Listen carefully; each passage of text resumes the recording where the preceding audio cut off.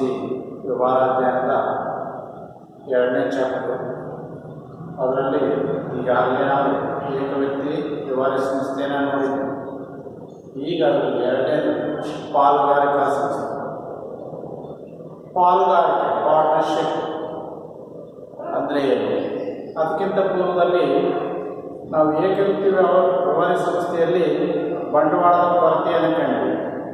ಬಂಡವಾಳದ ಕೊರತೆ ಅಂದರೆ ಕಡಿಮೆ ಬಂಡವಾಳ, ಅನಿಯಮಿತವಾಗಿರ್ತಕ್ಕಂಥ ಹೊಣೆಗಾರಿಕೆ, ಕಡಿಮೆ ಬಂಡವಾಳ ಮತ್ತು ಅನಿಯಮಿತವಾಗಿರ್ತಕ್ಕಂಥ ಹೊಣೆಗಾರಿಕೆ ಮತ್ತು ಮಿತವಾದ ಸಾಮರ್ಥ್ಯ, ವ್ಯವಹಾರ ಮಾಡ್ತಕ್ಕಂಥ ಸಾಮರ್ಥ್ಯ, ಒಬ್ಬನಲ್ಲಿರ್ಬೋದಾಗಿರ್ತಕ್ಕಂಥ ಸಾಮರ್ಥ್ಯ ಕಡಿಮೆ. ಈ ಎಲ್ಲ ಅನಾನುಕೂಲಗಳಿಂದ ದೊಡ್ಡ ಪ್ರಮಾಣದಲ್ಲಿ ವ್ಯವಹಾರವನ್ನು ಮಾಡಲಿಕ್ಕೆ ಆಗಲ್ಲ. ಎಲ್ಲಿ ಏಕ ವ್ಯಕ್ತಿ ವ್ಯವಹಾರ ಸಂಸ್ಥೆಯಲ್ಲಿ ದೊಡ್ಡ ಪ್ರಮಾಣದಲ್ಲಿ ವ್ಯವಹಾರವನ್ನು ಮಾಡಲಿಕ್ಕೆ ಸಾಮರ್ಥ್ಯ ಆಗಲ್ಲ. ಯಾಕೆ? ಕಾರಣ ಏನಪ್ಪ ಅಂದರೆ ಅಲ್ಲಿ ಬಂಡವಾಳದ ಕೊರತೆ, ಒಬ್ಬ ಹಾಕ್ಬೋದಾಗಿರ್ತಕ್ಕಂಥ ಬಂಡವಾಳದ ಪ್ರಮಾಣ ಕಡಿಮೆ ಇರುತ್ತೆ, ಮತ್ತು ಒಬ್ಬನು ಕಾರ್ಯನಿರ್ವಹಣೆ ಮಾಡತಕ್ಕಂಥ ಸಾಮರ್ಥ್ಯನೂ ಕಡಿಮೆ ಇರುತ್ತೆ, ಅನಿಯಮಿತ ಹೊಣೆಗಾರಿಕೆ. ಈ 3 ಕಾರಣಗಳಿಂದ ಅಲ್ಲಿ ದೊಡ್ಡ ಪ್ರಮಾಣದಲ್ಲಿ ವ್ಯವಹಾರವನ್ನು ಮಾಡೋಕ್ಕಾಗಲ್ಲ ಅಂತಕ್ಕಂಥ ದೃಷ್ಟಿಕೋನದಿಂದ ಈಗ ನಾವು ಏನಾದರೂ ಮಾಡಿ ದೊಡ್ಡ ಪ್ರಮಾಣದಲ್ಲಿ ವ್ಯವಹಾರವನ್ನು ಮಾಡಬೇಕು ಅಂತಕ್ಕಂಥ ಉದ್ದೇಶ ಇಟ್ಟುಕೊಂಡು ಈ ಪಾಲುಗಾರಿಕಾ ಸಂಸ್ಥೆಯನ್ನು ಸ್ಥಾಪನೆ ಮಾಡ್ತೀವಿ. ಹೀಗಾಗಿ ಪಾಲುಗಾರಿಕಾ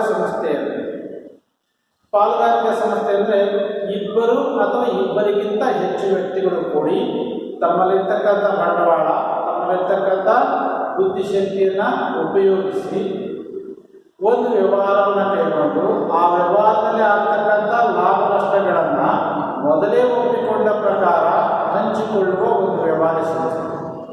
ಇಬ್ಬರು ಅಥವಾ ಇಬ್ಬರಿಗಿಂತ ಹೆಚ್ಚು ವ್ಯಕ್ತಿಗಳು ಒಟ್ಟುಗೂಡಿ ತಮ್ಮಲ್ಲಿರ್ತಕ್ಕಂಥ ಬಂಡವಾಳವನ್ನು ಹಾಕಿ ತಮ್ಮಲ್ಲಿರ್ತಕ್ಕಂಥ ಬುದ್ಧಿಶಕ್ತಿಯನ್ನು ಉಪಯೋಗಿಸಿ ಒಂದು ವ್ಯವಹಾರವನ್ನು ಮಾಡಿ ಆ ವ್ಯವಹಾರದಲ್ಲಿ ಆಗ್ತಕ್ಕಂಥ ಲಾಭ ನಷ್ಟಗಳನ್ನು ಮೊದಲೇ ಒಪ್ಪಿಕೊಂಡ ಪ್ರಕಾರ ಹಂಚಿಕೊಳ್ಳುವ ಒಂದು ವ್ಯವಹಾರ ಸಂಸ್ಥೆ ಪಾಲುಗಾರಿಕಾ ಸಂಸ್ಥೆ. ಮೊದಲೇ ಒಪ್ಪಿಕೊಂಡ ಪ್ರಕಾರ ಅಂದರೆ ಇಲ್ಲಿ ಒಂದು ಪಾಲುಗಾರಿಕಾ ಸಂಸ್ಥೆ ಅಸ್ತಿತ್ವಕ್ಕೆ ಬರಬೇಕು ಅಂದರೆ ಮೊದಲೇ ಪಾಲುದಾರರಾಗಿರ್ತಕ್ಕಂಥ ಒಂದು ಒಪ್ಪಂದ ಆಗಬೇಕು. ಆ ಒಪ್ಪಂದ 1932 ಪಾರ್ಟ್ನರ್ಶಿಪ್ ಆ್ಯಕ್ಟ್, 1932ರ ಪಾರ್ಟ್ನರ್ಶಿಪ್ ಆ್ಯಕ್ಟ್.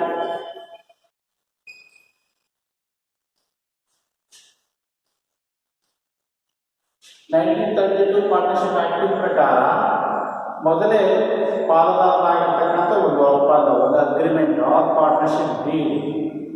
ಸೊ ಪಾಲುದಾರರೆಲ್ಲರೂ ಕೂಡಿಬಿಟ್ಟು ಅಂದರೆ ಪಾಲುಗಾರಿಕಾ ಸಂಸ್ಥೆಯನ್ನು ಸ್ಥಾಪನೆ ಮಾಡೋದಕ್ಕಿಂತ ಪೂರ್ವದಲ್ಲಿ ಎಲ್ಲ ಪಾಲುದಾರರು ಕೂಡಿಬಿಟ್ಟು ಸೊ ಆ ಪಾಲುಗಾರಿಕಾ ಸಂಸ್ಥೆಯ ಆಗು ಹೋಗುಗಳನ್ನು ಚರ್ಚಿಸಿ ಸೊ ಅವುಗಳನ್ನು ಒಂದು ಸ್ಟಾಂಪ್ ಪೇಪರ್ನಲ್ಲಿ ಬರೆದು ಆ ನಂತರ ಅದಕ್ಕೆ ಎಲ್ಲರೂ ಒಪ್ಪಿ ಸಹಿ ಮಾಡಿದ ನಂತರ ಆ ಪಾಲುಗಾರಿಕಾ ಸಂಸ್ಥೆ ಅಸ್ತಿತ್ವಕ್ಕೆ ಬರ್ತದೆ.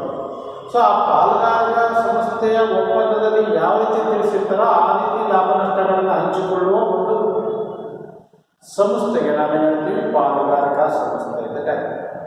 ಇದು 1932 ಪಾರ್ಟ್ನರ್ಶಿಪ್ ಆ್ಯಕ್ಟ್ ಪ್ರಕಾರ ಇಬ್ಬರು ಅಥವಾ ಇಬ್ಬರಿಗಿಂತ ಹೆಚ್ಚು ವ್ಯಕ್ತಿಗಳು ಕೂಡಿ ಒಂದು ತಮ್ಮಲ್ಲಿರ್ತಕ್ಕಂಥ ಬಂಡವಾಳ ಮತ್ತು ತಮ್ಮಲ್ಲಿರ್ತಕ್ಕಂಥ ಬುದ್ಧಿಶಕ್ತಿಯನ್ನು ಉಪಯೋಗಿಸಿ ಒಂದು ವ್ಯವಹಾರವನ್ನು ಪ್ರಾರಂಭಿಸಿ ಅದರಲ್ಲಾದಂಥ ಲಾಭ ಅಥವಾ ನಷ್ಟವನ್ನು ಮೊದಲೇ ಒಪ್ಪಿಕೊಂಡ ಪ್ರಕಾರ ಹಂಚಿಕೊಳ್ಳುವ ಒಂದು ವ್ಯವಹಾರ ಸಂಸ್ಥೆಯನ್ನು ಪಾಲುಗಾರಿಕಾ ಸಂಸ್ಥೆ ಅಂತ ಕರೀತೀವಿ.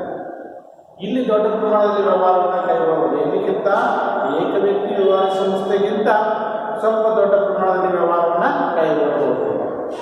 ಇದು ಪಾಲುಗಾರಿಕಾ ಸಂಸ್ಥೆಯ ಅರ್ಥವಿದೆ. ನೆಕ್ಸ್ಟ್ ಹೋಗೋಣ ಲಕ್ಷಣ.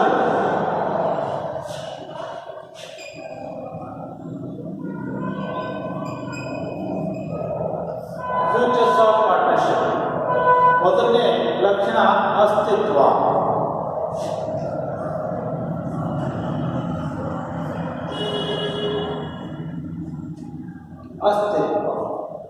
ಅಸ್ತಿತ್ವ ಅಂದರೆ ಯಾರು ಒಂದು ಪಾಲುಗಾರಿಕಾ ಸಂಸ್ಥೆಯನ್ನು ಸ್ಥಾಪನೆ ಮಾಡಬೇಕು ಅಂತಕ್ಕಂಥ ಯೋಜನೆಯನ್ನು ಹಾಕಿಕೊಳ್ತಾರೋ ಆ ಯೋಜನೆ ಹಾಕಿಕೊಂಡಿರ್ತಕ್ಕಂಥ ಪಾಲುದಾರರು ಮೊದಲೇ ಪಾಲುಗಾರಿಕಾ ಸಂಸ್ಥೆ ಅಸ್ತಿತ್ವಕ್ಕೆ ಬರುವುದಕ್ಕಿಂತ ಪೂರ್ವದಲ್ಲಿ ಮುಂಚಿತವಾಗಿ ಎಲ್ಲರೂ ಒಂದು ಕಡೆ ಸೇರಿಬಿಟ್ಟು ಒಂದು ಸಭೆಯನ್ನು ನಡೆಸಿ ಆ ಸಭೆಯಲ್ಲಿ ಕೆಲವೊಂದು ವಿಚಾರಗಳನ್ನು ಚರ್ಚಿಸಿ ಒಂದು ಪಾಲುದಾರಿಕೆ ಒಪ್ಪಂದವನ್ನು ಮಾಡಿಕೊಳ್ತಾರೆ. ಎಲ್ಲ ಪಾಲುದಾರರು ಕೂಡಿಬಿಟ್ಟು ಒಂದು ಸಭೆ ಸೇರಿ ಆ ಪಾಲುಗಾರಿಕೆ ಸಂಸ್ಥೆಗೆ ಸಂಬಂಧಪಟ್ಟಿರ್ತಕ್ಕಂಥ ವಿಚಾರಗಳನ್ನು ಚರ್ಚಿಸಿ ಅದನ್ನು ಒಂದು ಸ್ಟಾಂಪ್ ಪೇಪರ್ನಲ್ಲಿ ಬರೆದು ಎಲ್ಲರೂ ಒಪ್ಪಿ ಸಹಿ ಮಾಡಿ ಅದನ್ನು ಒಂದು ಪಾಲುಗಾರಿಕೆ ಒಪ್ಪಂದವನ್ನು ಮಾಡಿಕೊಳ್ತಾರೆ. ಆ ಪಾಲುಗಾರಿಕೆ ಒಪ್ಪಂದ ಆದ ಬಳಿಕ ಪಾಲುಗಾರಿಕೆ ಸಂಸ್ಥೆ ಅಸ್ತಿತ್ವಕ್ಕೆ ಬರ್ತದೆ. ಸೊ ಇಲ್ಲಿ ಪಾಲುಗಾರಿಕೆ ಒಪ್ಪಂದ ಆಗದೇ ಒಂದು ಪಾಲುಗಾರಿಕೆ ಸಂಸ್ಥೆ ಅಸ್ತಿತ್ವಕ್ಕೆ ಬರಲ್ಲ. ಮೊದಲೇ ಎಲ್ಲ ಪಾಲುದಾರರು ಸೇರಿಬಿಟ್ಟು ಒಂದು ಪಾಲುಗಾರಿಕೆ ಒಪ್ಪಂದವನ್ನು ಮಾಡಿಕೊಂಡ ನಂತರ ಪಾಲುಗಾರಿಕೆ ಸಂಸ್ಥೆ ಅಸ್ತಿತ್ವಕ್ಕೆ ಬರ್ತದೆ. ಸೊ ಅದು ಮೊದಲನೇ ಲಕ್ಷ್ಯ. ಅದನ್ನ ಆ ಪಾಲುಗಾರಿಕೆ ಒಪ್ಪಂದವನ್ನು ಎರಡು ರೀತಿ ಮಾಡ್ತಾರೆ. ಒಂದು ಲಿಖಿತ ಒಪ್ಪಂದ, ಮತ್ತೊಂದು ಮೌಖಿಕ ಒಪ್ಪಂದ. ಮೌಖಿಕ ಅಂದರೆ ಬರೀ ಬಾಯಿ ಮಾತಿನಲ್ಲಿ ಒಂದು ಒಪ್ಪಂದವನ್ನು ಮಾಡ್ಕೊಂತಾರೆ. ಆದರೆ ಈ ಆಧುನಿಕ ಕಾಲದಲ್ಲಿ ಬಾಯಿ ಮಾತಿನಲ್ಲಿ ಏನು ನಡೆಯಲ್ಲ. ಅದಕ್ಕೋಸ್ಕರ ಯಾವುದೇ ಒಂದು ಒಪ್ಪಂದವನ್ನು ಮಾಡ್ಕೋಬೇಕಾದ್ರೆ ಅದನ್ನು ಲಿಖಿತ ರೂಪದಲ್ಲಿ ಮಾಡಿಕೊಂಡ್ರೆ ಭವಿಷ್ಯದಲ್ಲಿ ಆಗಬಹುದಾಗಿರ್ತಕ್ಕಂಥ ಅನಾಹುತಗಳನ್ನು ನಾವು ತಪ್ಪಿಸ್ಬೋದು. ಸೊ ಆ ದೃಷ್ಟಿಕೋನದಿಂದ ನಾವೇನು ಮಾಡ್ತೀವಿ, ಪಾಲುದಾರರು ಒಂದು ಲಿಖಿತವಾಗಿರ್ತಕ್ಕಂಥ ಒಪ್ಪಂದವನ್ನು ಮಾಡ್ಕೊಳ್ತಕ್ಕಂಥದ್ದು ಸೂಕ್ತವಾಗಿರ್ತಕ್ಕಂಥದ್ದು. ಎರಡನೇ ಲಕ್ಷಣ ಹೊಣೆಗಾರಿಕೆ.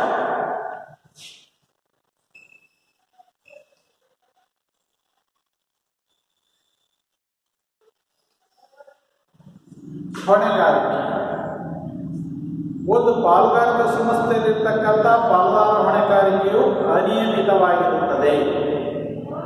ಸೊ ಸಂಸ್ಥೆ ಮಾಡಿರ್ತಕ್ಕಂಥ ಸಾಲಗಳನ್ನು ತೀರಿಸಬೇಕು ಅಂದರೆ ಸಂಸ್ಥೆಯ ಆಸ್ತಿಗಳು ಕೆಲವೊಮ್ಮೆ ಸಾಲದೆ ಹೋದಾಗ ಆ ಪಾಲುದಾರರ ವೈಯಕ್ತಿಕ ಆಸ್ತಿಗಳನ್ನು ಮಾರಾಟ ಮಾಡಿ ಸಂಸ್ಥೆಯ ಸಾಲಗಳನ್ನು ತೀರಿಸಬೇಕಾಗಿದೆ. ಅಂಥ ಸಂದರ್ಭ ಬರ್ತದೆ. ಅದಕ್ಕೆ ನಾವು ಪ್ರತಿಯೊಬ್ಬ ಪಾಲುದಾರನು, ಒಂದು ಪಾಲುಗಾರಿಕೆ ಸಂಸ್ಥೆಯಲ್ಲಿರ್ತಕ್ಕಂಥ ಪ್ರತಿಯೊಬ್ಬ ಪಾಲುದಾರನು ಸಾಮೂಹಿಕವಾಗಿಯೂ ಮತ್ತು ವೈಯಕ್ತಿಕವಾಗಿಯೂ ಸಂಸ್ಥೆಯು ಮಾಡಿರ್ತಕ್ಕಂಥ ಸಾಲಗಳಿಗೆ ಜವಾಬ್ದಾರನಾಗಿರ್ತಾನೆ ಅಂತ ಹೇಳಿ.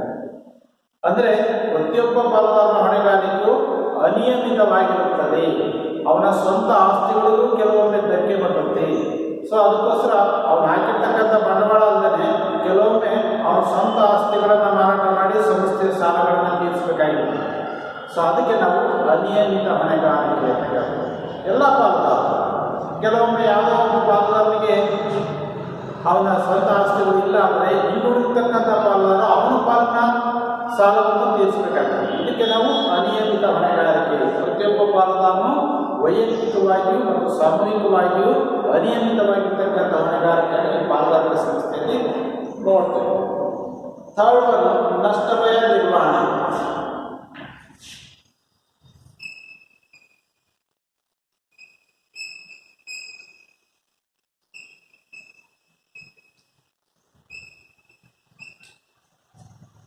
ನಷ್ಟ ಭಯ ನಿರ್ವಹಣೆ ಅಂದರೆ ಒಂದು ಪಾಲುಗಾರಿಕೆ ಸಂಸ್ಥೆಯಲ್ಲಿ ಎಲ್ಲ ಸಂದರ್ಭಗಳು ಲಾಭ ಆಗ್ತದೆ ಅಂತ ಹೇಳೋಕ್ಕಾಗಲ್ಲ. ಕೆಲವೊಮ್ಮೆ ಲಾಭ ಆಗ್ತದೆ, ಕೆಲವೊಮ್ಮೆ ನಷ್ಟ ಆಗ್ತದೆ.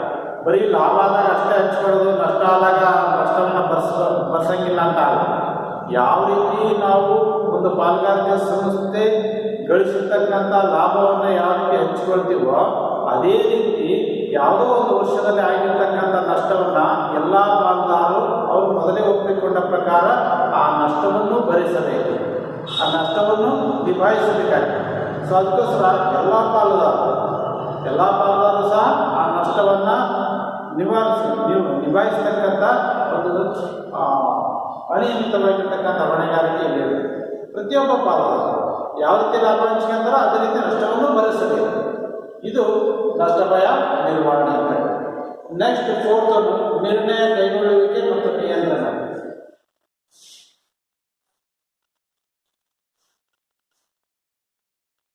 ನಿರ್ಣಯ ಮತ್ತು ನಿಯಂತ್ರಣ.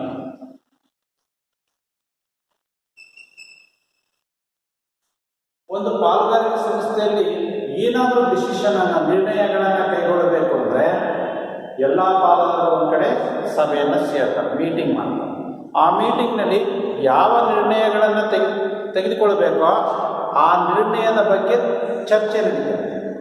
ಎಲ್ಲರೂ ತಮ್ಮ ತಮ್ಮ ಅಭಿಪ್ರಾಯಗಳನ್ನು ಅಲ್ಲಿ ವ್ಯಕ್ತಪಡಿಸ್ತಾರೆ. ಎಲ್ಲ ಪಾಲ್ದಾರರು ಆ ಚರ್ಚೆಯಲ್ಲಿ ಭಾಗವಹಿಸಿಬಿಟ್ಟು ಆ ಚರ್ಚೆಯಲ್ಲಿ ತಮ್ಮ ಅಭಿಪ್ರಾಯಗಳನ್ನು ವ್ಯಕ್ತಪಡಿಸ್ತಕ್ಕಂಥ ಹಕ್ಕು ಪ್ರತಿಯೊಬ್ಬ ಪಾಲ್ದಾರನಿಗೂ ಇರುತ್ತೆ.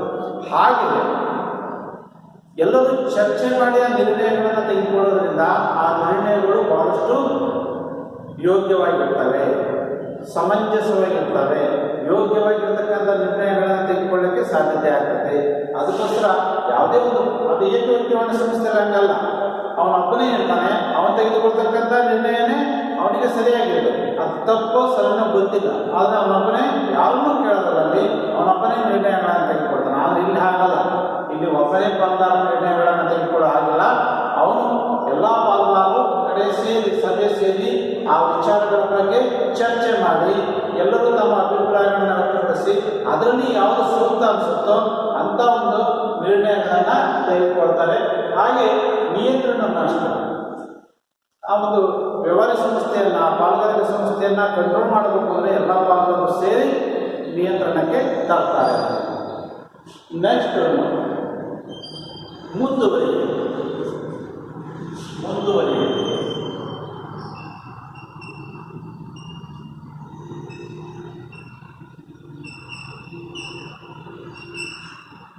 ಅದೇ ನಾವು ಈ ಹಿಂದೆ ಕಲಿತಿರ್ತಕ್ಕಂಥ ಏಕವ್ಯಕ್ತಿವಾದ ಸಂಸ್ಥೆಯಲ್ಲಿ ಅದರ ಮಾಲೀಕ ಆಕಸ್ಮಿಕವಾಗಿ ಮರಣ ಹೊಂದಿದ್ದಾರೆ ಅಥವಾ ನಿಧನ ಹೊಂದಿದ್ದಾರೆ ಅಥವಾ ಹುಚ್ಚನಾದರೆ, ದಿವಾಳಿಕೋರನಾದರೆ, ಅವನ ಆರೋಗ್ಯ ಸರಿ ಇಲ್ಲದೆ ಇದ್ದಾಗ ಆ ವ್ಯವಹಾರ ಸಂಸ್ಥೆ ಮುಚ್ಚೋಗ್ತದೆ.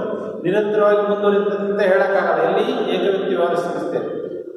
ಇಲ್ಲಿ ಪಾಲುದಾರಿಕೆ ಸಂಸ್ಥೆಯಲ್ಲಿ ಯಾರೋ ಒಂದು 4 ಜನ ಪಾಲ್ದಾರರಾದರೆ ತಿಳ್ಕೋಣ, 4 ಮೆಂಬರ್ಸು ಪಾಲ್ದಾರರಾದರೆ ಅದರಲ್ಲಿ ಯಾರೋ ಒಬ್ಬನು ದಿವಾಳಿಕೋರನ ಅಥವಾ ಮರಣ ಹೊಂದಿದ ಅಥವಾ ಹುಚ್ಚನಾದ ಅಥವಾ ಅವನ ಆರೋಗ್ಯ ಸರಿ ಇಲ್ಲ ಅಂದರೆ ಇನ್ನುಳಿತಕ್ಕಂಥ 3 ಆ ಪಾಲುದಾರಿಕೆ ಸಂಸ್ಥೆಯನ್ನು ಮುಂದುವರ್ಸ್ಕೊಂಡು ಹೋಗ್ತಾರೆ.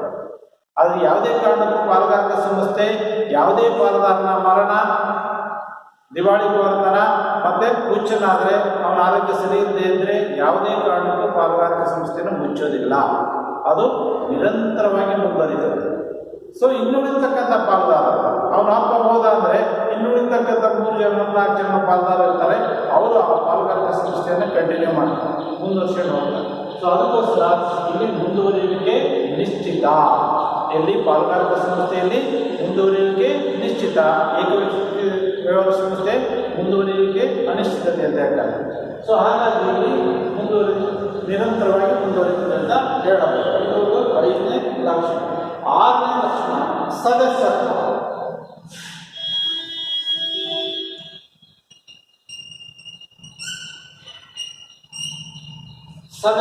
ಮೆಂಬರ್ಶಿಪ್. ಒಂದು ಪಾಲುದಾರಿಕೆ ಸಂಸ್ಥೆನ ಸ್ಥಾಪನೆ ಮಾಡಬೇಕು ಅಂದರೆ ಕನಿಷ್ಠ 2 ಇರಬೇಕು.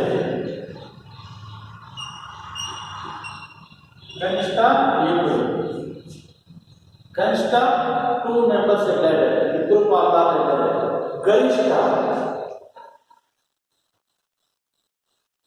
ಗರಿಷ್ಠ 10 ಪಾಲುದಾರಿಕೆ ಸಂಸ್ಥೆಯಲ್ಲಿ 10 ಜನ ಗರಿಷ್ಠ ಮೆಂಬರ್ಸ್ ಇರಬೇಕು. ಇಲ್ಲಿ ಬ್ಯಾಂಕಿಂಗ್ ವ್ಯವಹಾರವನ್ನು ಕೈಗೊಳ್ಳತಕ್ಕಂಥ ಪಾಲುದಾರಿಕೆ ಸಂಸ್ಥೆಯಲ್ಲಿ ಗರಿಷ್ಠ ಸಂಖ್ಯೆ 10 ಇರಬೇಕು, ಅದಕ್ಕಿಂತ ಹೆಚ್ಚಿಗೆ ಇರಬೇಕು. ಕನಿಷ್ಠ 2, ಗರಿಷ್ಠ 10. ಯಾವುದರಲ್ಲಿ ಬ್ಯಾಂಕಿಂಗ್ ವ್ಯವಹಾರ ಸಂಸ್ಥೆನ ಪಾಲುದಾರಿಕೆ ಸಂಸ್ಥೆಯನ್ನು ತೆಗೆಯಬೇಕು ಅಂದರೆ ಗರಿಷ್ಠ 10 ಜನ. ಇನ್ನಿತರ ಯಾವುದೇ ಬಿಸ್ನೆಸ್ಸನ್ನು ತೆಗೆಯಬೇಕು ಪಾಲುದಾರಿಕೆ ಸಂಸ್ಥೆಯಲ್ಲಿ ಗರಿಷ್ಠ 20 ಜನ ಇರಬಹುದು, 20 ಜನ ಇರಬಹುದು, ಅದಕ್ಕಿಂತ ಹೆಚ್ಚಿಗೆ ಇರಬೇಕು. ಕನಿಷ್ಠ 2, ಗರಿಷ್ಠ 10. ಇನ್ನು ಬ್ಯಾಂಕಿಂಗ್ ಪಾಲುದಾರಿಕೆ ಸಂಸ್ಥೆಯಲ್ಲಿ ಅಥವಾ ಇನ್ನಿತರ ಯಾವುದೇ ವ್ಯವಹಾರ ಸಂಸ್ಥೆಯನ್ನು ತೆಗೆದುಕೊಂಡು ಬಂದರೆ ಗರಿಷ್ಠ 20 ಜನ ಇರಬಹುದು, ಅದಕ್ಕಿಂತ ಹೆಚ್ಚಿಗೆ. ಈಗ 2013ರ ಕಾಯ್ದೆ ಪ್ರಕಾರ ಚೇಂಜ್ ಆಗಿದೆ, ಅದು ನೋಡೋಣ. ಈಗ ಇದು 1932 ಪಾರ್ಟಿಷನ್ ಆಕ್ಟ್ ಪ್ರಕಾರ ಇದೆ. ನೆಕ್ಸ್ಟ್ ಲಾಸ್ಟ್ 7th, ಪ್ರತಿಯೊಬ್ಬ ಪಾಲುದಾರನು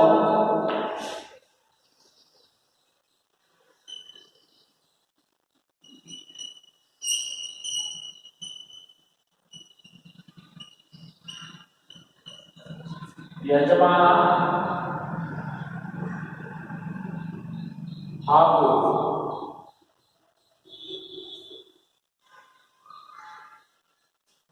ಪ್ರತಿನಿಧಿ ಪ್ರತಿಯೊಬ್ಬ ಪಾಲುದಾರನು ಯಜಮಾನನ ಹೌದು, ಹಾಗೆ ಪ್ರತಿನಿಧಿಗಳು. ಹೊರಗಿನ ವ್ಯಕ್ತಿಗಳಿಗೆ ಪ್ರತಿಯೊಬ್ಬ ಪಾಲುದಾರನು ಆ ಪಾಲುದಾರಿಕೆ ಸಂಸ್ಥೆ ಯಜಮಾನ, ಓನರ್. ಆದರೆ ಒಬ್ಬ ಪಾಲುದಾರನಿಗೆ ಇನ್ನೊಬ್ಬ ಪಾಲುದಾರ ಅವನು ಪ್ರತಿನಿಧಿ ಇದ್ದಾನೆ, ಏಜೆಂಟ್ ಇದ್ದಾನೆ. ಆದರೆ ಹೊರಗಿನ ವ್ಯಕ್ತಿಗಳಿಗೆ ಯಾರಿಗಾದರೂ ಹೊರಗಿನ ವ್ಯಕ್ತಿಗಳು ನೋಡಿದರೆ ಅಲ್ಲಿರ್ತಕ್ಕಂಥ ಪಾಲುದಾರರು ಯಜಮಾನ, ದುಡ್ಡು ಹಾಕಿ ಬಂಡವಾಳ ಹಾಕಿರಲಿ ಅಥವಾ ಹಾಕದೇ ಇರಲಿ, ಅವರೆಲ್ಲ ಅಲ್ಲಿರ್ತಕ್ಕಂಥ ಪಾಲುದಾರರೆಲ್ಲರೂ ಆ ಪಾಲುದಾರಿಕೆ ಸಂಸ್ಥೆಯ ಯಜಮಾನ. ಆದರೆ ಆ ಪಾಲುದಾರಿಕೆ ಸಂಸ್ಥೆಯಲ್ಲಿರ್ತಕ್ಕಂಥ ಒಬ್ಬ ಪಾಲುದಾರರಿಗೆ ಮತ್ತೊಬ್ಬ ಪಾಲುದಾರ ಏಜೆಂಟ್ ಆಗಿ ಕಾಣ್ತಾ ಇದ್ದಾನೆ, ಪ್ರತಿನಿಧಿಯಾಗಿ ಕಾಣ್ತಾರೆ. ಸೊ ಹೀಗೆ ಅವರು ಎಲ್ಲರ ಪರವಾಗಿ ಒಬ್ಬ ಕೆಲಸ ಮಾಡಬಹುದು ಅಥವಾ ಒಬ್ಬರ ಪರವಾಗಿ ಎಲ್ಲರೂ ಕೆಲಸ ಮಾಡ್ತಕ್ಕಂಥದ್ದು. ಇದನ್ನು ನಾವು ತತ್ವ ಅಂತ ಹೇಳ್ತೇವೆ. ಇಷ್ಟು ಒಂದು ಪಾಲುದಾರಿಕೆ ಸಂಸ್ಥೆಯ ಲಕ್ಷಣ. ಇಷ್ಟು ಲಕ್ಷಣಗಳಿಂದ ಒಂದು ಪಾಲುದಾರಿಕೆ ಸಂಸ್ಥೆ ಅದರ ಅಸ್ತಿತ್ವ ಇಬ್ಬರು ಅಥವಾ ಇಬ್ಬರಿಗಿಂತ ಹೆಚ್ಚು ವ್ಯಕ್ತಿಗಳು ಕೂಡಿ ತಮ್ಮಲ್ಲಿರ್ತಕ್ಕಂಥ ಬಂಡವಾಳ, ತಮ್ಮಲ್ಲಿರ್ತಕ್ಕಂಥ ಬುದ್ಧಿಶಕ್ತಿಯನ್ನು ಉಪಯೋಗಿಸಿ ಒಂದು ವ್ಯವಹಾರವನ್ನು ಪ್ರಾರಂಭಿಸಿ ಅದರಲ್ಲಾದಂಥ ಲಾಭ ನಷ್ಟಗಳನ್ನು ಮೊದಲೇ ಒಪ್ಪಿಕೊಂಡ ಪ್ರಕಾರ ಹಂಚಿಕೊಳ್ಳುವ ವ್ಯವಹಾರ ಸಂಸ್ಥೆಗೆ ಪಾಲುದಾರಿಕೆ ಸಂಸ್ಥೆ ಅಂತ ಕರೀತೀವಿ. 1932 ಪಾರ್ಟ್ನರ್ಶಿಪ್ ಆಕ್ಟ್ ಪ್ರಕಾರ ಅದರ ಲಕ್ಷಣಗಳು ಯಾವುದಿದ್ದಾವೆ ಅಂದರೆ, ಮೊದಲನೇದು ಅಸ್ತಿತ್ವ. ಪಾಲುದಾರರಾಗಿರ್ತಕ್ಕಂಥ ಒಪ್ಪಂದದ ಮೂಲಕ ಪಾಲುದಾರಿಕೆ ಸಂಸ್ಥೆಗಳು ಅಸ್ತಿತ್ವಕ್ಕೆ ಬರ್ತವೆ. ಎರಡನೇದು ಹೊಣೆಗಾರಿಕೆ. ಸೊ ಪಾಲುದಾರಿಕೆ ಸಂಸ್ಥೆಯಲ್ಲಿರ್ತಕ್ಕಂಥ ಪಾಲುದಾರರ ಹೊಣೆಗಾರಿಕೆಯು ಅನಿಯಮಿತವಾಗಿದ್ದು ವೈಯಕ್ತಿಕವಾಗಿಯೂ ಮತ್ತು ಸಾಮೂಹಿಕವಾಗಿಯೂ ಎಲ್ಲ ಪಾಲುದಾರರು ಅನಿಯಮಿತವಾಗಿರ್ತಕ್ಕಂಥ ಹೊಣೆಗಾರಿಕೆಯನ್ನು ಹೊಂದಿರುತ್ತಾರೆ. ಪ್ರತಿಯೊಬ್ಬ ಪಾಲುದಾರನು ನಷ್ಟದ ನಿರ್ವಹಣೆ ಅಂದರೆ ಪ್ರತಿಯೊಬ್ಬ ಪಾಲುದಾರನು ಯಾವ ರೀತಿ ಲಾಭದಲ್ಲಿ ಪಾಲನೆ ಮಾಡಿದನೋ ಹಾಗೆ ನಷ್ಟ ಸಂಭವಿಸಿದಾಗ ನಷ್ಟವನ್ನು ಭರಿಸಬೇಕು. ಅದೇ ಪ್ರಮಾಣ ನಿರ್ಣಯ ಮತ್ತು ನಿಯಂತ್ರಣ.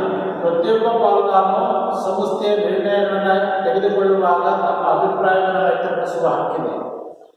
ಆ ನಿರ್ಣಯಗಳನ್ನು ತೆಗೆದುಕೊಳ್ಳುವುದಕ್ಕಿಂತ ಪೂರ್ವದಲ್ಲಿ ಚರ್ಚಿಸಿ ಸೂಕ್ತವಾಗಿರ್ತಕ್ಕಂಥ ನಿರ್ಣಯಗಳನ್ನು ತೆಗೆದುಕೊಂಡು ಆ ವ್ಯವಹಾರ ಸಂಸ್ಥೆಯನ್ನು ನಿಯಂತ್ರಿಸತಕ್ಕಂಥ ಜವಾಬ್ದಾರಿ ಎಲ್ಲ ಪಾಲುದಾರರ ಮೇಲೆ ಇರುತ್ತದೆ. ಮುಂದುವರಿಯುವುದು. ಯಾವುದೇ ಒಬ್ಬ ಪಾಲುದಾರನು ಆಕಸ್ಮಿಕವಾಗಿ ಮರಣ ಹೊಂದಿದರೆ ಅಥವಾ ದಿವಾಳಿಗಳನ್ನಾದರೆ ಮುಚ್ಚನಾದರೆ ಯಾವುದೇ ಕಾರಣಕ್ಕೂ ಪಾಲುದಾರಿಕೆ ಸಂಸ್ಥೆ ಮುಚ್ಚೋದಿಲ್ಲ. ಅದು ಇನ್ನುಳಿತಕ್ಕಂಥ ಪಾಲುದಾರರು ಆ ಪಾಲುದಾರಿಕೆ ಸಂಸ್ಥೆಯನ್ನು ಮುಂದುವರಿಸಿಕೊಂಡು ಹೋಗ್ತಾರೆ. ಸದಸ್ಯತ್ವ. ಪ್ರತಿಯೊಬ್ಬ ಒಂದು ಪಾಲುದಾರಿಕೆ ಸಂಸ್ಥೆಯಲ್ಲಿ ಕನಿಷ್ಠ 2 ಪಾಲುದಾರರಿರುತ್ತೇ ಬೇಕು. ಆದರೆ ಗರಿಷ್ಠ ಅದು ಬ್ಯಾಂಕಿಂಗ್ ವ್ಯವಹಾರ ಸಂಸ್ಥೆ ಆಗಿದ್ದರೆ 10 ಜನ ಗರಿಷ್ಠ ಸಂಖ್ಯೆ. ಮತ್ತು ಇನ್ನಿತರ ಯಾವುದೇ ವ್ಯವಹಾರ ಸಂಸ್ಥೆಯ ಪಾಲುದಾರಿಕೆ ಸಂಸ್ಥೆಯಲ್ಲಿ ತೆರೆಯುವುದಾದರೆ ಗರಿಷ್ಠ 20 ಜನ ಇರಬೇಕು, ಅದಕ್ಕಿಂತ ಹೆಚ್ಚಿರಬಾರದು. ನೆಕ್ಸ್ಟ್ ಲಾಸ್ಟ್, ಪ್ರತಿಯೊಬ್ಬ ಪಾಲುದಾರನು ಹೊರಗಿನವರಿಗೆ ಯಜಮಾನನಾಗಿಯೂ ಮತ್ತು ತನ್ನ ಸಹ ಪಾಲುದಾರರಿಗೆ ಪ್ರತಿನಿಧಿಯಾಗಿಯೂ ಕಾರ್ಯನಿರ್ವಹಿಸತಕ್ಕಂಥ ಇಷ್ಟು ಒಂದು ಪಾಲುದಾರಿಕೆ ಸಂಸ್ಥೆಯ ಲಕ್ಷಣಗಳು. ಇದು 1932ರ ಪಾಲುದಾರಿಕೆ ಕಾಯ್ದೆ ಪ್ರಕಾರ ಈ ರೀತಿಯಾಗಿದೆ. ನೆಕ್ಸ್ಟ್ ಈಗ ಒಂದು ಪಾಲುದಾರಿಕೆ ಸಂಸ್ಥೆಯನ್ನು ಸ್ಥಾಪನೆ ಮಾಡೋದ್ರಿಂದ ಆಗ್ತಕ್ಕಂಥ ಅನುಕೂಲಗಳಿವೆ.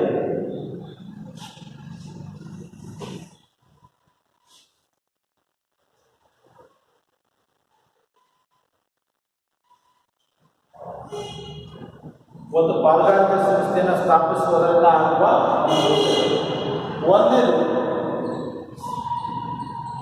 ಸ್ಥಾಪನೆ, ಸುಲಭ ಸ್ಥಾಪನೆ ಮತ್ತು ವಿಸರ್ಜನೆ. ಸ್ಥಾಪನೆ ಹಾಗೂ ವಿಸರ್ಜನೆ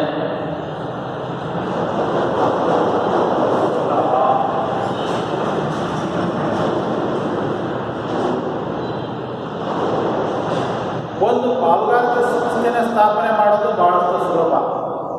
ಯಾವುದೇ ಕಾನೂನಿನ ಮೊರೆ ಹೋಗಬೇಕಾಗಿಲ್ಲ, ಯಾವುದೇ ಕಾನೂನಿನ ಮೊರೆ ಹೋಗಬೇಕಾಗಿಲ್ಲ. ಆದರೆ 1932ರ ಪಾಲುದಾರಿಕೆ ಕಾಯ್ದೆ ಪ್ರಕಾರ ಒಂದು ಪಾಲುದಾರಿಕೆ ಸಂಸ್ಥೆಯನ್ನು ಸ್ಥಾಪನೆ ಮಾಡಬೇಕಾದ್ರೆ ಪ್ರತಿಯೊಬ್ಬ ಪಾಲುದಾರನು ಅವನು ಭಾರತೀಯ ನಾಗರಿಕನಾಗಿರಬೇಕು, ಅವನು ಅರ್ಹನಾಗಿರ್ತಕ್ಕಂಥ ವ್ಯಕ್ತಿಯಾಗಿರಬೇಕು. ಅವರು ತಮಗಿಷ್ಟ ಬಂದಂಥ ಯಾವುದೇ ಒಂದು ಪಾಲುದಾರಿಕೆ ಸಂಸ್ಥೆಯನ್ನು ಸ್ಥಾಪನೆ ಮಾಡ್ಬೋದು. ಬಹಳ ಸುಲಭವಾಗಿ ಸರಳವಾಗಿ ಸ್ಥಾಪನೆ ಮಾಡ್ಬೋದು, ಯಾವುದೇ ಕಾನೂನು ಮೊರೆ ಹೋಗಬೇಕಾದ್ರೆ. ಇದನ್ನು ನೋಂದಣಿ ಮಾಡಿಸ್ಬೇಕು ಅಂತಲೂ ಕಡ್ಡಾಯ. ಒಂದು ಪಾಲುದಾರಿಕೆ ಸಂಸ್ಥೆಯನ್ನು ನೋಂದಣಿ ಮಾಡಿಸಬೇಕು ಅಂತ ಏನು ಕಡ್ಡಾಯ. ತಮಗೆ ಸೂಕ್ತ ಅನಿಸಿದರೆ ಆ ಪಾಲುದಾರಿಕೆ ಸಂಸ್ಥೆಯನ್ನು ನೋಂದಣಿ ಮಾಡಿಸ್ಬೋದು, ಆದರೆ ಕಡ್ಡಾಯ. ಸಾಮಾನ್ಯವಾಗಿ ಪಾಲುದಾರಿಕೆ ಸಂಸ್ಥೆಯನ್ನು ನೋಂದಣಿ ಮಾಡ್ತಾರೆ. ಭವಿಷ್ಯದಲ್ಲಿ ಆಗ್ತಕ್ಕಂಥ ಅನಾಹುತಗಳನ್ನು ತಪ್ಪಿಸಿಕೊಳ್ಬೇಕು ಅಂದರೆ ಪಾಲುದಾರಿಕೆ ಸಂಸ್ಥೆಯನ್ನು ನೋಂದಣಿ ಮಾಡ್ತಾರೆ, ಮಾಡಿಸ್ತಾರೆ. ಆದರೆ ಕಡ್ಡಾಯ ಇಲ್ಲ, ಮಾಡಿಸಲೇಬೇಕು ಅಂತ ಏನು ಕಡ್ಡಾಯ. ಸೊ ಅದಕ್ಕೋಸ್ಕರ ಒಂದು ಪಾಲುದಾರಿಕೆ ಸಂಸ್ಥೆಯನ್ನು ಸ್ಥಾಪನೆ ಮಾಡ್ತಕ್ಕಂಥದ್ದು ಪಾಲುದಾರರಾಗಿರ್ತಕ್ಕಂಥ ಒಪ್ಪಂದದ ಮೂಲಕ ಅದನ್ನು ಸ್ಥಾಪನೆ ಮಾಡ್ತಾರೆ. ಫಸ್ಟು ಒಪ್ಪಂದ ಆಗಬೇಕು, ಒಪ್ಪಂದದ ಮೂಲಕ ಪಾಲುದಾರಿಕೆ ಸಂಸ್ಥೆಯನ್ನು ಸರಳವಾಗಿ ಸುಲಭವಾಗಿ ಸ್ಥಾಪನೆ ಮಾಡಬೇಕು. ವಿಸರ್ಜನೆಯೂ ಅಷ್ಟೇ ಭಾಳ ಸುಲಭವಾಗಿ. ಯಾಕೆಂದ್ರೆ ನಾವು ಒಂದು ಪಾಲುದಾರಿಕೆ ಒಪ್ಪಂದವನ್ನು ಮಾಡ್ಕೊಂಡಿದ್ವಿ, ಪಾರ್ಟ್ನರ್ಶಿಪ್ ಅಗ್ರಿಮೆಂಟ್ ಮಾಡ್ಕೊಂಡಿದ್ವಿ. ಆ ಅಗ್ರಿಮೆಂಟ್ನಲ್ಲಿ ಯಾವ ರೀತಿ ಇದೆಯೋ ಆ ರೀತಿ ಅದನ್ನು ಡಿಸಾಲ್ವ್ ಮಾಡ್ತೀವಿ. ಪಾಲುದಾರಿಕೆ ಸಂಸ್ಥೆಯನ್ನು ಡಿಸಾಲ್ವ್ ಮಾಡ್ತಕ್ಕಂಥ, ವಿಸರ್ಜನೆ ಮಾಡ್ತಕ್ಕಂಥದ್ದು ಭಾಳಷ್ಟು ಸುಲಭ. ನಾವು ಮೊದಲೇ ಒಪ್ಪಂದ ಮಾಡ್ಕೊಂಡಿರ್ತೀವಲ್ಲ, ಅದರಲ್ಲಿ ಸ್ಪಷ್ಟವಾಗಿ ಹೇಳಿದ್ವಿ ಯಾವ ರೀತಿ ಪಾಲುದಾರಿಕೆ ಸಂಸ್ಥೆಯನ್ನು ಸ್ಥಾಪಿಸಬೇಕು, ಯಾವ ರೀತಿ ಕಾರ್ಯನಿರ್ವಹಿಸಬೇಕು, ಮತ್ತು ಕೊನೆಯಲ್ಲಿ ಯಾವ ರೀತಿ ಅದನ್ನು ವಿಸರ್ಜನೆ ಮಾಡಬೇಕು ಅಂತಕ್ಕಂಥದ್ದನ್ನು ನಾವು ಪಾಲುದಾರಿಕೆ ಒಪ್ಪಂದದಲ್ಲಿ ಬರ್ಕೊಂಡಿರ್ತೀವಿ. ಅದ್ರ ಪ್ರಕಾರ ವಿಸರ್ಜನೆ ಮಾಡ್ತಕ್ಕಂಥದ್ದು ಸಹ ಸುಲಭ. ಸೊ ಅದಕ್ಕೋಸ್ಕರ ಯಾವುದೇ ಕಾರಣ ಮಾಡಬಹುದು. ನೆಕ್ಸ್ಟ್ ಸೆಕೆಂಡ್ ಒಂದು ಸರಿಯಾದ ನಿರ್ಣಯ.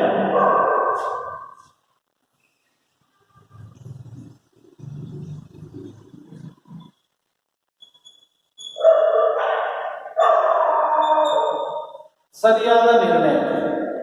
ಇಲ್ಲಿ ಒಂದು ಪಾಲುದಾರಿಕೆ ಸಂಸ್ಥೆಯಲ್ಲಿ ತೆಗೆದುಕೊಳ್ತಕ್ಕಂಥ ನಿರ್ಣಯಗಳು ಸರಿ ಇರ್ತವೆ. ಎಲ್ಲವೂ ಸಾಮಾನ್ಯವಾಗಿ 90% ಸರಿಯಾಗಿರ್ತವೆ. ಸೊ ಇನ್ನು 10% ಎಲ್ಲವೂ ತಪ್ಪಾಗ್ಬೋದು, ಅಕಸ್ಮಾತ್ ತಪ್ಪಾಗ್ಬೋದು. ಅದು ಏಕ ವ್ಯಕ್ತಿವಾಣಿ ಸಂಸ್ಥೆಯಲ್ಲಿ ತೆಗೆದುಕೊಳ್ತಕ್ಕಂಥ, ಒಬ್ಬನೇ ತೆಗೆದುಕೊಳ್ತಕ್ಕಂಥ ನಿರ್ಣಯಗಳು ಸರಿ ಇರ್ತವೆ ಅಂತ ಹೇಳಂಗಿಲ್ಲ. ಅವನು ಯಾರನ್ನು ಕೇಳಿರಲ್ಲ, ಯಾರ ಅಭಿಪ್ರಾಯಗಳನ್ನು ಕೇಳಿರಲ್ಲ, ಅವನೊಬ್ಬನೇ ನಿರ್ಣಯಗಳನ್ನು ತೆಗೆದುಕೊಳ್ತಾನೆ. ಅಲ್ಲಿ ಎಲ್ಲವೂ ಸರಿ ಇರ್ತವೆ ಅಂತ ಹೇಳೋಕ್ಕಾಗಲ್ಲ, ಕೆಲವೊಂದು ತಪ್ಪಿರ್ತವೆ. ಇಲ್ಲಿ ಪಾಲುದಾರಿಕೆ ಸಂಸ್ಥೆಯಲ್ಲಿ ತೆಗೆದುಕೊಳ್ತಕ್ಕಂಥ ನಿರ್ಣಯಗಳು ಸಾಮಾನ್ಯವಾಗಿ ಸರಿ ಇರ್ತಾವೆ. ಕಾರಣ ಇಷ್ಟೇ, ಏನಾದರೂ ನಿರ್ಣಯಗಳನ್ನು ತೆಗೆದುಕೊಳ್ಬೇಕಾದ್ರೆ ಎಲ್ಲ ಪಾಲುದಾರರು ಸಭೆ ಸೇರಿಬಿಟ್ಟು ಆ ವಿಚಾರದ ಬಗ್ಗೆ ಚರ್ಚೆ ಮಾಡಿ ಎಲ್ಲರೂ ತಮ್ಮ ಅಭಿಪ್ರಾಯಗಳನ್ನು ವ್ಯಕ್ತಪಡಿಸಿ ಸೂಕ್ತವಾಗಿರ್ತಕ್ಕಂಥ ನಿರ್ಣಯವನ್ನು ತೆಗೆದುಕೊಳ್ತಾರೆ. ಅದಕ್ಕೆ ಇಲ್ಲಿ ತೆಗೆದುಕೊಳ್ತಕ್ಕಂಥ ನಿರ್ಣಯಗಳು ಸಾಮಾನ್ಯವಾಗಿ ಸರಿ ಇರ್ತವೆ. ಸರಿಯಾದ ನಿರ್ಣಯಗಳನ್ನು ಇಲ್ಲಿ ಪಾಲುದಾರಿಕೆ ಸಂಸ್ಥೆಯಲ್ಲಿ ತಗೊಳ್ತಾರೆ. ಇದು ಎರಡನೇ ಅನುಕೂಲ. ಮೂರನೇ ಅನುಕೂಲ ಅಧಿಕ ಬಂಡವಾಳ.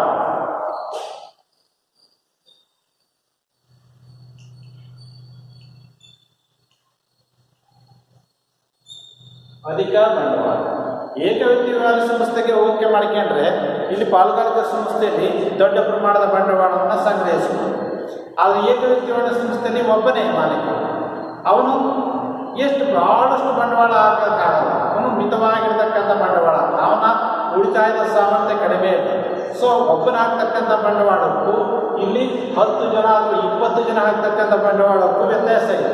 ಅದಕ್ಕೋಸ್ಕರ ಇಲ್ಲಿ 10 ಅಥವಾ 20 ಜನ ಗರಿಷ್ಠ ಪಾಲುದಾರರಿಂದ ಅವರಿಂದ ಸಂಗ್ರಹಿಸಬಹುದಾಗಿರ್ತಕ್ಕಂಥ ಬಂಡವಾಳದ ಪ್ರಮಾಣ ದೊಡ್ಡದಾಗಿರ್ತೈತೆ. ದೊಡ್ಡ ಪ್ರಮಾಣದಲ್ಲಿ ವ್ಯವಹಾರವನ್ನು ಸ್ಥಾಪನೆ ಮಾಡ್ಬೋದು, ಹಾಗೆ ದೊಡ್ಡ ಪ್ರಮಾಣದಲ್ಲಿ ಲಾಭಾಂಶವನ್ನು ಗಳಿಸ್ಬೋದು. ಅಲ್ಪ ಅನುಕೂಲ ಇಲ್ಲಿ ದೊಡ್ಡ ಪ್ರಮಾಣದ ಬಂಡವಾಳವನ್ನು ಸಂಗ್ರಹಿಸತಕ್ಕಂಥ ಮತ್ತು ದೊಡ್ಡ ಪ್ರಮಾಣದಲ್ಲಿ ವ್ಯವಹಾರ ಕೈಗೊಳ್ಳತಕ್ಕಂಥ ಮತ್ತು ದೊಡ್ಡ ಪ್ರಮಾಣದ ಲಾಭಾಂಶವನ್ನು ಗಳಿಸ್ತಕ್ಕಂಥ ಅನುಕೂಲತೆ ಇಲ್ಲಿದೆ, ಪಾಲುದಾರಿಕೆ ಸಂಸ್ಥೆಯಲ್ಲಿದೆ.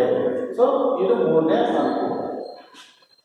ಫೋರ್ತ್ ಅನ್ನು ನಷ್ಟ ಭಯ ಕಡಿಮೆ.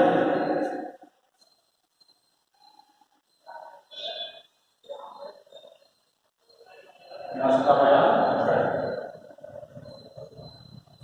ಇಲ್ಲಿ ನಷ್ಟ ಭಯ ಕಡಿಮೆ ಇರುತ್ತೆ. ಬಹಳಷ್ಟು ನಷ್ಟ ಕಸುಬ ನಷ್ಟ ಆಯಿತು ಅಂದರೆ ಆ ನಷ್ಟವನ್ನು ಹಂಚಿಕೊಳ್ತಕ್ಕಂಥ ಪಾಲುದಾರರು ಹೆಚ್ಚಾದ. ಏಕ ವ್ಯಕ್ತಿವಾಣಿ ಸಂಸ್ಥೆಯಲ್ಲಿ ನಷ್ಟ ಆಯಿತು ಅಂದರೆ ಎಲ್ಲ ನಷ್ಟವನ್ನು ಅವನೊಬ್ಬನೇ ಹೋಗಬೇಕು. ಆ ರೀತಿ ಆಗ್ತಕ್ಕಂಥ ನಷ್ಟವನ್ನು ಹೋಗಲಿಕ್ಕೆ 10 ಅಥವಾ 20 ಜನ ಪಾಲುದಾರರ, ಆವಾಗ ನಷ್ಟವನ್ನು ಡಿವೈಡ್ ಮಾಡಿದಾಗ ನಷ್ಟದ ಪ್ರಮಾಣ ಕಡಿಮೆ ಆಗ್ತದೆ. ಪ್ರತಿಯೊಬ್ಬ ಪಾಲುದಾರನ ತಲೆ ಮೇಲೆ ಬರ್ತಕ್ಕಂಥ ನಷ್ಟ ಭಯ ಕಡಿಮೆ ಇರುತ್ತೆ. ಸೊ ಅದಕ್ಕೋಸ್ಕರ ನಷ್ಟ ಆದರೆ ಆಕಸ್ಮಿಕವಾಗಿ ಪಾಲುದಾರಿಕೆ ಸಂಸ್ಥೆಯಲ್ಲಿ ನಷ್ಟ ಆಯಿತು ಅಂದರೆ ಆ ನಷ್ಟವನ್ನು ಹೋಗ್ತಕ್ಕಂಥ ಪಾಲುದಾರರ ಸಂಖ್ಯೆ ಜಾಸ್ತಿ ಇರ್ತದೆ. ಆವಾಗ ಆ ನಷ್ಟ ಭಯದ ಭಾರ ಕಡಿಮೆ ಇರ್ತದೆ ಅಂತ ಒಂದು ಅನುಭೂತಿಯನ್ನು ಕಾಣ. ನೆಕ್ಸ್ಟ್ ರಹಸ್ಯ ಪಾಲನೆ.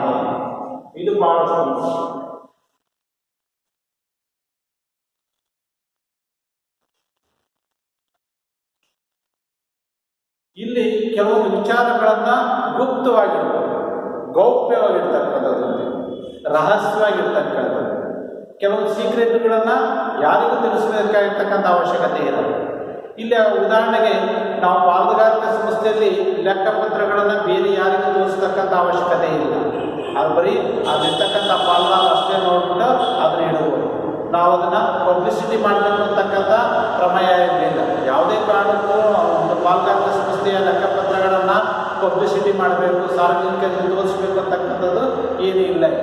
ಸೊ ಅದಕ್ಕೋಸ್ಕರ ಸಂಸ್ಥೆಯ ಲೆಕ್ಕಪತ್ರಗಳನ್ನು ಗೌಪ್ಯವಾಗಿಡಲಿಕ್ಕೆ ಅಥವಾ ರಹಸ್ಯವಾಗಿಡಲಿಕ್ಕೆ ಇಲ್ಲಿ ಪಾಲುದಾರಿಕೆ ಸಂಸ್ಥೆಯಲ್ಲಿ ಮಾತ್ರ ಸಾಧ್ಯತೆ. ಇಂಥ 5 ಅನುಕೂಲತೆಗಳನ್ನು ನಾವು ಒಂದು ಪಾಲುದಾರಿಕೆ ಸಂಸ್ಥೆಯಿಂದ ನೋಡ್ತೀವಿ. ಅದೇ ರೀತಿ ಪಾಲುದಾರಿಕೆ ಸಂಸ್ಥೆಯಿಂದ ಆಗ್ತಕ್ಕಂಥ ಅನಾನುಕೂಲತೆಗಳು, ಯಾವುದೇ ಒಂದು ವ್ಯವಹಾರ ಸಂಸ್ಥೆನ ತೆಗೆದುಕೊಂಡ್ರೂ ಎಷ್ಟು ಅನುಕೂಲತೆಗಳಿರ್ತಾವೋ ಅಷ್ಟೇ ಅನಾನುಕೂಲತೆಗಳು ಇರ್ತಾವೆ. ಅನಾನುಕೂಲತೆಗಳಿಂದ ಯಾವುದೇ ವ್ಯವಹಾರ ಸಂಸ್ಥೆಗಳು ಮುಕ್ತವಾಗಿದೆ. ಸೊ ಹಾಗಾದರೆ ಒಂದು ಪಾಲುದಾರಿಕೆ ಸಂಸ್ಥೆಯಿಂದ ಆಗ್ತಕ್ಕಂಥ ಅನಾನುಕೂಲತೆಗಳು ಯಾವುವು ನೋಡೋಣ.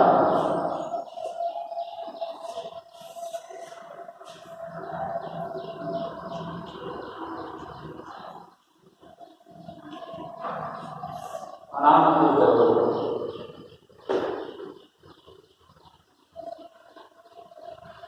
ಏನು? ಅನಾನುಕೂಲತೆಗಳು ಒಂದೊಂದಾಗಿ ನೋಡ್ತಾ ಹೋಗೋಣ.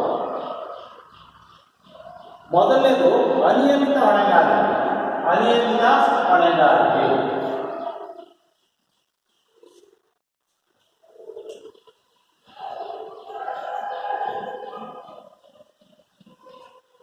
ಪಾಲುದಾರಿಕೆ ಸಂಸ್ಥೆಯಲ್ಲಿರ್ತಕ್ಕಂಥ ಪಾಲುದಾರರ ಹೊಣೆಗಾರಿಕೆಯು ಅನಿಯಮಿತವಾಗಿರುತ್ತದೆ. ಸಂಸ್ಥೆಯು ಮಾಡತಕ್ಕಂಥ ಸಾಲಗಳನ್ನು ತೀರಿಸಲಿಕ್ಕೆ ಸಂಸ್ಥೆಯ ಸ್ವತ್ತುಗಳು ಸಾಲದೇ ಹೋದಾಗ ಎಲ್ಲ ಪಾಲುದಾರರ ಹೊಣೆಗಾರಿಕೆಯು ಸಾಮೂಹಿಕವಾಗಿಯೂ ಮತ್ತು ವೈಯಕ್ತಿಕವಾಗಿಯೂ ಅನಿಯಮಿತವಾಗಿರುತ್ತದೆ. ಅವರ ಸ್ವಂತ ಆಸ್ತಿಗಳನ್ನು ಮಾರಾಟ ಮಾಡಿ ಈ ಸಂಸ್ಥೆಯ ಸಾಲಗಳನ್ನು ತೀರಿಸಬೇಕಾಗಿರ್ತದೆ ಪ್ರತಿಯೊಬ್ಬ ಪಾಲುದಾರರು. ಅದಕ್ಕೋಸ್ಕರ ಇಲ್ಲಿ ಮೊದಲೇ ಅನಾನುಕೂಲ ಏನಪ್ಪ ಅಂದರೆ ಪಾಲುದಾರಿಕೆ ಸಂಸ್ಥೆಯಲ್ಲಿರ್ತಕ್ಕಂಥ ಪಾಲುದಾರರ ಹೊಣೆಗಾರಿಕೆಯು ಅನಿಯಮಿತವಾಗಿರುತ್ತದೆ. ಅವರ ಸ್ವಂತ ಆಸ್ತಿಗಳಿಗೂ ಧಕ್ಕೆ ಬರ್ತದೆ. ಇದು ಒಂದು ದೊಡ್ಡ ಅನಾನುಕೂಲತೆ. ಎರಡನೇ ಅನಾನುಕೂಲತೆ ಮಿತ ಬಂಡವಾಳ.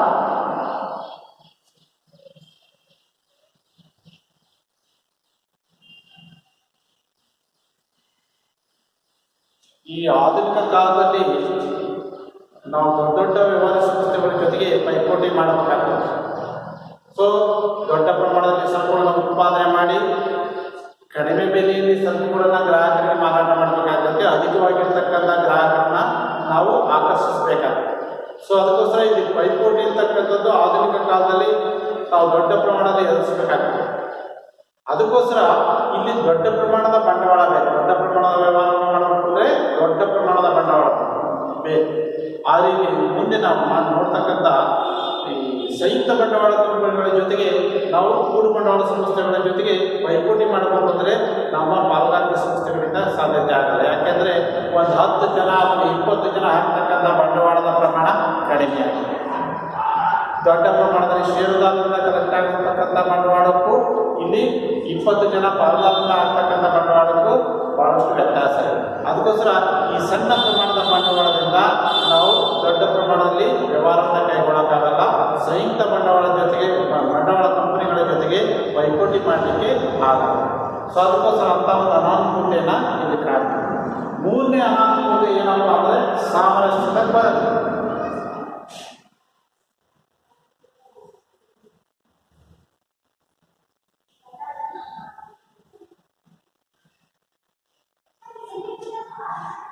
ಪಾಲುದಾರರು ಪ್ರಾರಂಭದಲ್ಲಿದ್ದಂಥ ಸಾಮರಸ್ಯ ಕ್ರಮೇಣ ಕಡಿಮೆ ಆಗ್ತಾ ಹೋಗ್ತದೆ. ಪ್ರಾರಂಭದಲ್ಲಿ ಒಂದು ಪಾಲುದಾರಿಕೆ ಸಂಸ್ಥೆಯನ್ನು ಸ್ಥಾಪನೆ ಮಾಡಿದಾಗ ಪಾಲುದಾರರಲ್ಲಿ ಇದ್ದಂಥ ಉತ್ಸುಕತೆ ಕ್ರಮೇಣ ಕಡಿಮೆ ಆಗ್ತಾ ಹೋಗ್ತದೆ. ಯಾಕೆಂದರೆ ಅವರಲ್ಲಿ ಏನೇನೋ ಒಂದು ವೈಷಮ್ಯಗಳು ಉಂಟಾಗ್ತವೆ. ಸಣ್ಣ ಸಣ್ಣ ವಿಚಾರಗಳಿಗೂ ಭಿನ್ನಾಭಿಪ್ರಾಯಗಳು ತಂದಿರೋದು. ಅವನು ಹಂಗೆ ಮಾಡ್ತಾನೆ, ಇವನು ಹಿಂಗೆ ಮಾಡ್ತಾನೆ, ಸೊ ಅವನು ಏನೋ ಒಂದು ಫಂಡನ್ನು ಮಿಸ್ಯೂಸ್ ಮಾಡ್ಕೊಂಡ, ನಾನು ಹ್ಯಾಂಗೆ ಮಾಡಬಾರ್ದು ಅಂತಕ್ಕಂಥ ಸಣ್ಣ ಸಣ್ಣ ವಿಚಾರಗಳು ಏನಾಗ್ತವೆ ಅಂದರೆ ಡಿಸ್ಪ್ಯೂಟ್ ಆಗ್ತವೆ. ದೊಡ್ಡ ಪ್ರಮಾಣದಲ್ಲಿ ಅವರಲ್ಲಿ ಒಳಜಗಳಗಳು ಶುರುವಾಗ್ತವೆ. ಸೊ ಆ ರೀತಿ ಅವರಲ್ಲಿ ಹೊಂದಾಣಿಕೆ ಅನ್ನೋದೇ ಕಂಡು ಬರಬೇಕು. ಪ್ರಾರಂಭದಲ್ಲಿ ಬಹಳಷ್ಟು ಚೆನ್ನಾಗಿ ಹೊಂದಾಣಿಕೆ ಮಾಡ್ಕೊಂಡು ವ್ಯವಹಾರವನ್ನು ಮಾಡ್ಕೊಂಡು ಹೋಗ್ತಾರೆ. ಆದರೆ ಕಾಲಕ್ರಮೇಣ ಆ ಹೊಂದಾಣಿಕೆ ಮುಂದುವರಿಯಲ್ಲ. ಆ ಹೊಂದಾಣಿಕೆಯಲ್ಲಿ ಕೊರತೆಗಳನ್ನ ಕಾಣ್ತೀವಿ. ಸೊ ಅದಕ್ಕೋಸ್ಕರ ಪ್ರಾರಂಭದಲ್ಲಿದ್ದಂತಹ ಸಾಮರಸ್ಯ ಕೊನೆಯಲ್ಲಿ ಕಡಿಮೆ ಆಗ್ತಾ ಹೋಗುತ್ತೆ. ಆವಾಗ ಎಚ್ಚರಿಕೆಯಿಂದ ಕಾರ್ಯನಿರ್ವಹಣೆ ಮಾಡೋಕ್ಕಾಗಲ್ಲ, ಅದರ ಕಡೆಗೆ ಆಸಕ್ತಿನೇ ಕಡಿಮೆ ಆಗುತ್ತೆ. ಆವಾಗ ಪಾಲುಗಾರಿಕೆ ಸಂಸ್ಥೆ ನಷ್ಟವನ್ನು ಅನುಭವಿಸಿ ಮುಚ್ಚಲ್ಪಡ್ತಾರೆ. ಸೊ ಅದಕ್ಕೋಸ್ಕರ ಅಂಥ ಒಂದು ಸಾಮರಸ್ಯದ ಕೊರತೆಯನ್ನು ಪಾಲುದಾರರಲ್ಲಿ ಕ್ರಮೇಣ ಕಾಣ್ತಾ ಹೋಗ್ತೀವಿ ಅಂತ ಹೇಳ್ತಾರೆ. ಅಂಥ ಒಂದು ಅನಾನುಕೂಲತೆಯನ್ನು ಕಾಣ್ತೀವಿ. ನಿರಂತರ ಅಸ್ತಿತ್ವ ಇಲ್ಲ. 4ನೇ ವಯಸ್ಸು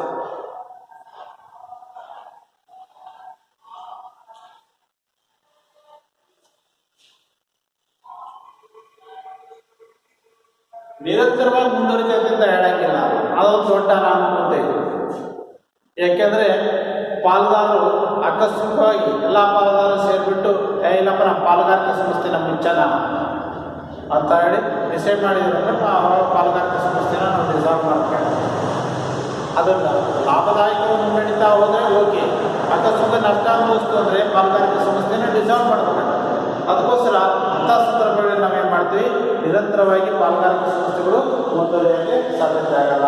ಇಲ್ಲ ಯಾರೋ ಒಬ್ಬ ಪಾಲುದಾರರು ಬುದ್ಧಿ ಭ್ರಮಣೆ ಆಯಿತು ಅಥವಾ ಹುಚ್ಚನಾದ ದಿವಾಳಿಕೋರನಾದ ಅಂದರೆ ಪಾಲುಗಾರಿಕೆ ಸಂಸ್ಥೆನ ಮುಚ್ಚಬೇಕು ಅಂತ ಏನಿಲ್ಲ, ಮುಂದುವರ್ಸ್ಕೊಂಡು ಹೋಗ್ಬೋದು ಇನ್ನೂರಿರ್ತಕ್ಕಂಥದ್ದು. ಆದರೆ ಒಳ್ಳೆಯ ಪಾಲುದಾರನೇ, ಭಾಳ ಬುದ್ಧಿವಂತಿಕೆ ಇರ್ತಕ್ಕಂಥ ಪಾಲುದಾರನೇ ಹುಚ್ಚನಾಗ್ಬಿಟ್ಟ ಅಂದರೆ ಇನ್ನೂರಿರ್ತಕ್ಕಂಥದ್ದು ಯಾರು ಅವರನ್ನು ನಡೆಸ್ಕೊಂಡು ಹೋಗೋಕ್ಕಾಗಲ್ಲ ಅವ್ರ ಕೈ. ಅವನು ಭಾಳಷ್ಟು ಜಾಣನಾಗಿರ್ತಕ್ಕಂಥ ಪಾಲುದಾರನೇ ಮರಣ ಹೊಂದಿದ ಅಂದರೆ ಇನ್ನೂರಿರ್ತಕ್ಕಂಥವ್ರು ಏನು ಮುಂದುವರ್ಸ್ಕೊಂಡು ಹೋಗ್ತಾರೆ, ವ್ಯವಹಾರ ಸಂಸ್ಥೆ ಮುಂದುವರ್ಸ್ಕೊಂಡು ಹೋಗೋದಕ್ಕೆ ಆಗಲ್ಲ. ಅಂಥ ಸಂದರ್ಭದಲ್ಲಿ ಪಾಲುಗಾರಿಕೆ ಸಂಸ್ಥೆಗಳು ನಿರಂತರವಾಗಿ ಮುಂದುವರಿದಂತೆ ಹೇಳೋಕ್ಕಾಗಲ್ಲ. ಅದರ ನಿರಂತರ ಅಸ್ತಿತ್ವ ಇರಲ್ಲ ಅಂತ ಒಂದು ಅನಾನುಕೂಲತೆಯನ್ನು ಕಾರಣ. ನೆಕ್ಸ್ಟ್, ಸಾರ್ವಜನಿಕ ವಿಶ್ವಾಸ ಕಡಿಮೆ. ಸಾರ್ವಜನಿಕರ ವಿಶ್ವಾಸ ಕಡಿಮೆ.